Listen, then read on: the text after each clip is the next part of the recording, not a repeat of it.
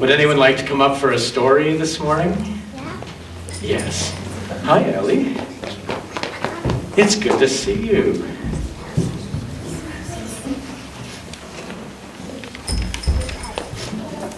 Okay, now this is a big story. So what I need you to do, if you could sit on that step there.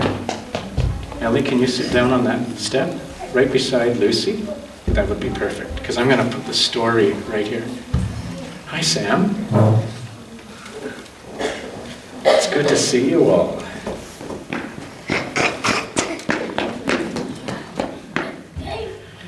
So some of you know what this is, right?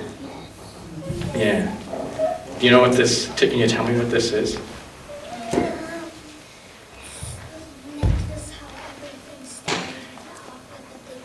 It's the necklace how everything started with a big bang. Right. Yeah, and I've been telling this story for a couple of weeks. This story that before the bang there was nothing, right? And we tried to imagine what nothing would look like, but knowing that there was something in that nothing, something that we have learned to call God, that made this bang happen and all that happened since. I know, you can't imagine nothing, can you? It's impossible. That's what's so great about it. So, I'm not going to tell this story again today. I want to also say to you, notice I've got another one on today. And Hannah already asked me about this because she noticed this morning. But this one is what I call the children's story. And this one is the adult story. You can see the big bang on there, can't you? So the story is the same, except this one has bigger words in it. So I'm going to tell the adults that sometime, but for now, we're going to go with this story. And I'm going to tell you a story this morning. Oops, sorry, Lucy. I'm going to tell you a story this morning that happened, let's see.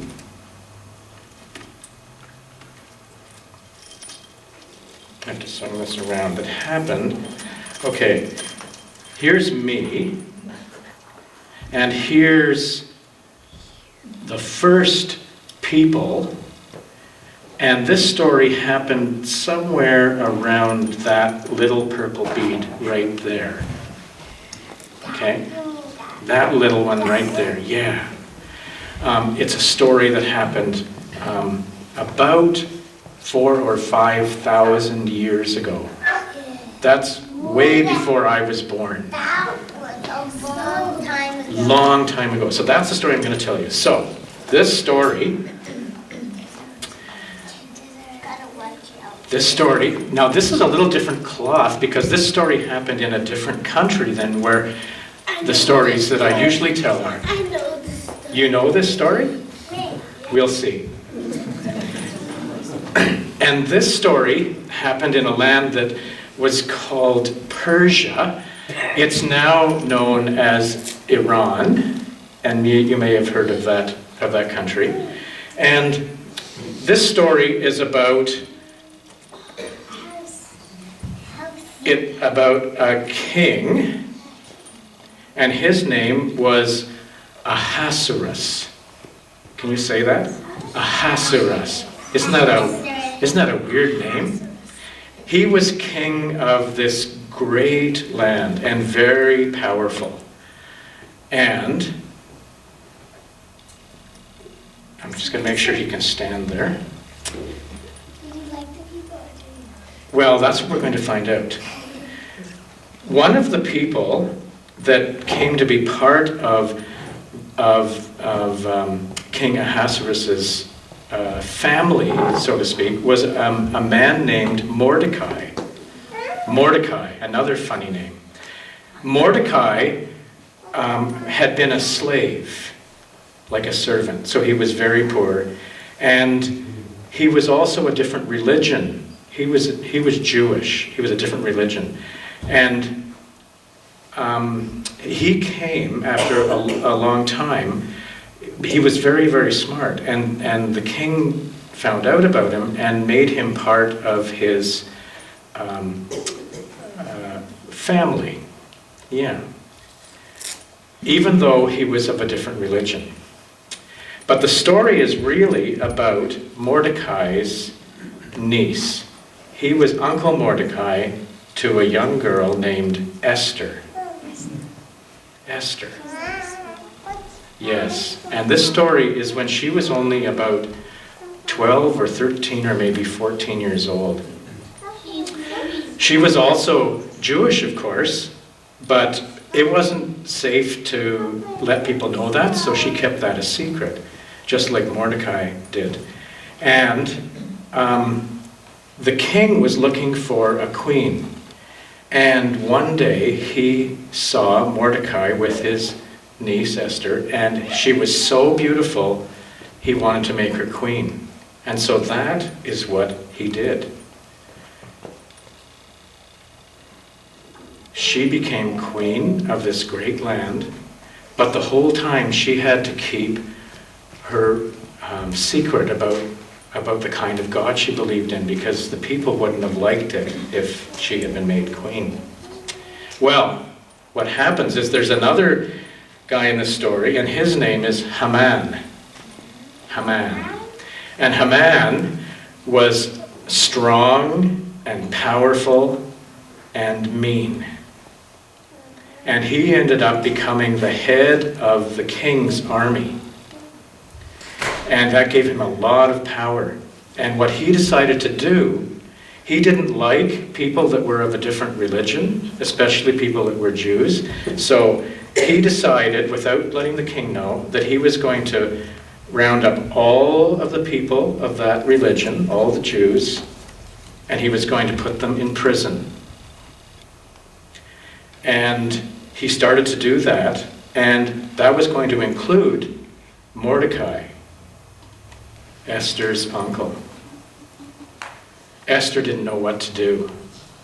She was the queen, so she had some power, but she was afraid to say anything and let people know that she was a different religion.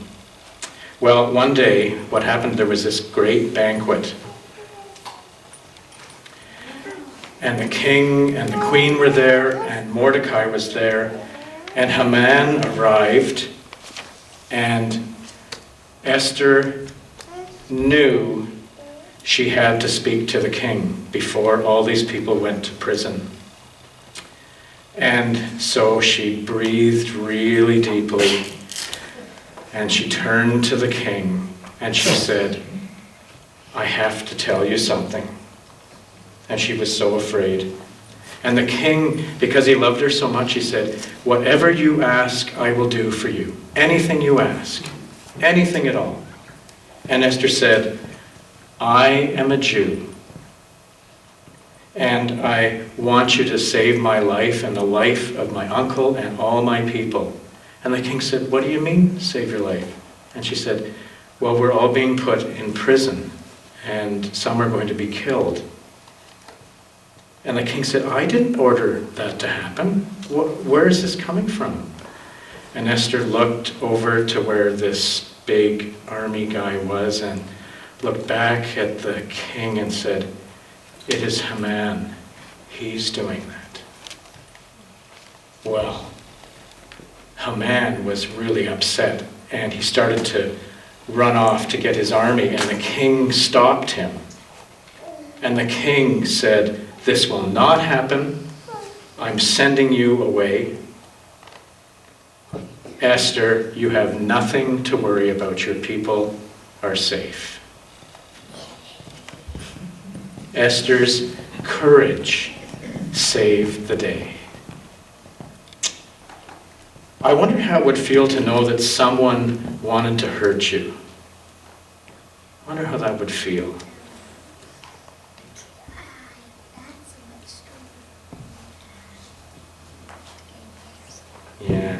Yeah, that was pretty serious, wasn't it?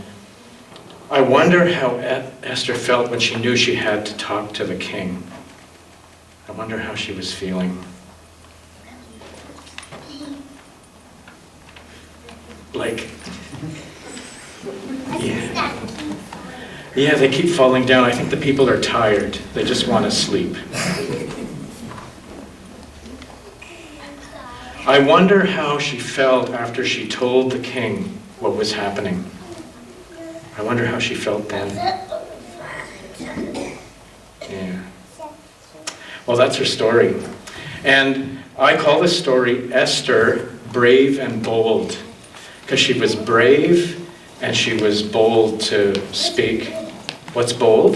That's when you do something that you know might be scary, but you decide you're going to do it anyway because it's the right thing to do. That's being bold. And we're going to sing a song now before you head off to Children's Church, which is called Jesus, Brave and Bold, because he's another one that sometimes said what he thought needed to be said. So let's sing that song together, and then you can head off to Children's Church, and I know you're going to